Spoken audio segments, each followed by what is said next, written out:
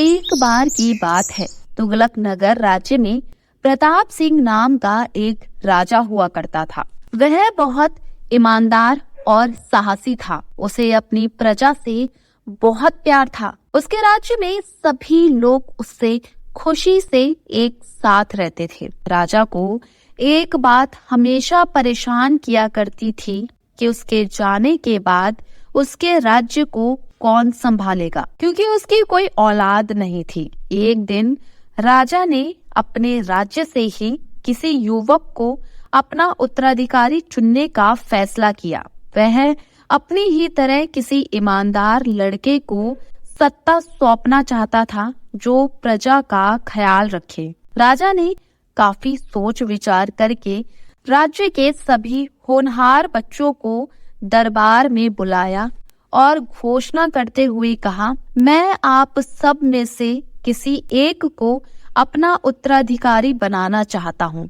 इसके लिए आप सबको एक परीक्षा दी जाएगी। जो इसमें पास होगा वही मेरा उत्तराधिकारी बनेगा।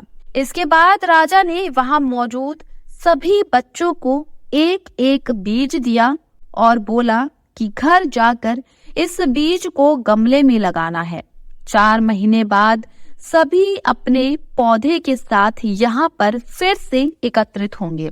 उस समय मैं आप में से किसी एक को अपना उत्तराधिकारी बनाऊंगा। सभी बच्चे सोच रहे थे कि राजा अपना उत्तराधिकारी बनाने के लिए कोई कठिन परीक्षा लेने वाले हैं, लेकिन गमले में बीज बोने की बात सुनकर सभी इस परीक्षा को आसान समझकर खुशी खुशी घर लौट गए। वक्त बीतने लगा। सभी बच्चों के गमले से बीज की उपज दिखने लगी थी, लेकिन क्षितिज नाम का एक बच्चा था जिसके गमले से पौधे का नामो निशान नहीं था। क्षितिज के साथ के दूसरे बच्चों के पौधे बड़े होने लगे थे। यह देखकर वह बहुत परेशान रहने लगा। वह मन ही मन यह सोचता रहता था कि सबके गमले में पौधे आ गए, लेकिन उसके गमले में से पौधा क्यों नहीं आ रहा है। उसने सोचा कि हो सकता है उसका पौधा उगने में अधिक समय ले, इसलिए उसने हार नहीं मानी और वह पूरी मेहनत और लगन के साथ गमले की ओर ज्यादा देखभाल करता था। धीरे धीरे 4 महीने बीत गए, लेकिन क्षितिज के गमले से कोई पौधा नहीं आया। वहीं ज्यादातर सभी बच्चों के गमले में पौधे निकल आए। कुछ बच्चों के पौधों में तो फूल और फल भी दिखने लगे। राजा के पास जाने का समय आ गया।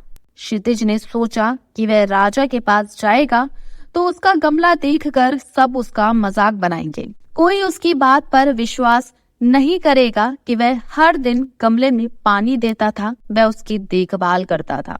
क्षितिज की माँ ने उसे समझाया और कहा कि नतीजा कुछ भी आया हो, लेकिन तुम्हें राजमहल उनका बीज लौटाने जाना चाहिए। जो होगा देखा जाएगा। माँ के समझाने पर क्षितिज मान गया और खाली गमला लेकर राजमहल पहुंचा। वहां उसने देखा कि सभी के गमले में सुंदर सुंदर पौधे दिखाई दे रहे थे और सभी बहुत खुश थे।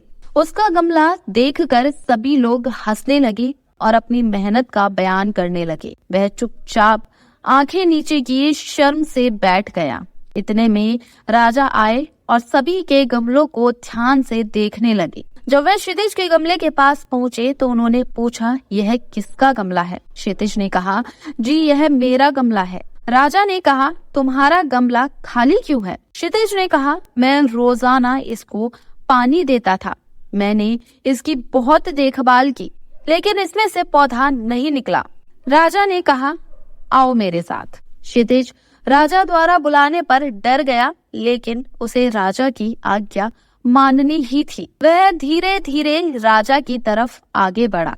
राजा उसे सिंहासन के पास ले गए और बोले, तुम ही इस राज्य के असली उत्तराधिकारी हो। राजा के इस फैसले से वहां मौजूद हर कोई हैरान रह गया।